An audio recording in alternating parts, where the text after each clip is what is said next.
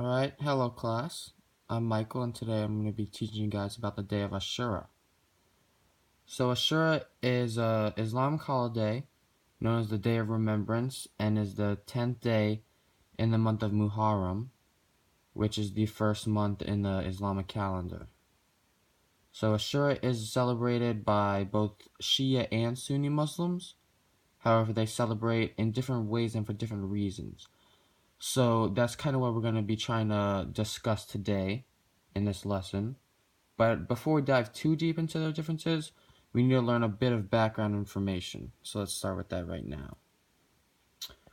So Muharram, being the first day or the first month in the Muslim calendar, is considered significant for various reasons, and is actually considered by early Muslims to be one of the four sacred months during which no blood can be shed. This, however, didn't last forever, and in the year 680 CE, on the 10th of Muharram, the Battle of Karbala took place and resulted in the death of Hussein, along with a small group of his companions and family. Hussein being the grandson of Muhammad, the prophet of Islam. So that's kind of what started the mourning process, which is what Ashura is, the remembrance of Hussein ibn. So yeah. So as I said before, Sunni and Shiites celebrate for different reasons. So the Sunnis celebrate the 10th of Muharram by fasting, and this comes from in 1622, Muhammad designated Ashura as a day of fasting from sunset to sunset, possibly patterned by the Jewish Day of Atonement, adopting their holiday on that same day.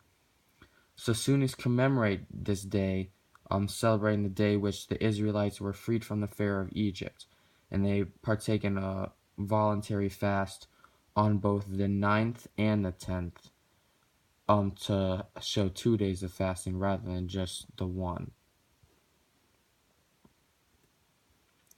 Shia Muslims, however, hold this day in additional significance since it's the day when the Prophet's grandson Hussein was martyred.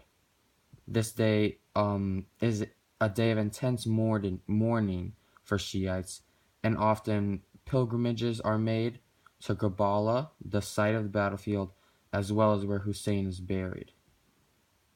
Hussein's martyrdom is interpreted in Shia belief as a struggle against injustice, tyranny, and oppression. There's also various rituals that go along with this holiday. Acts of mourning known as matam are performed by men's guilds at religious assemblies. Majlis or religious gatherings which recite funerals, sermons, as well as reflect on Hussein's life and accomplishments.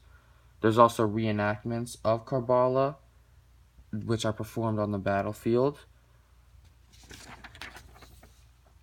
And another thing that's interesting with this particular holiday is that Shias partake in physically harming rituals, such as beating their head or cutting themselves, which are intended to connect them with Hussein's suffering and death.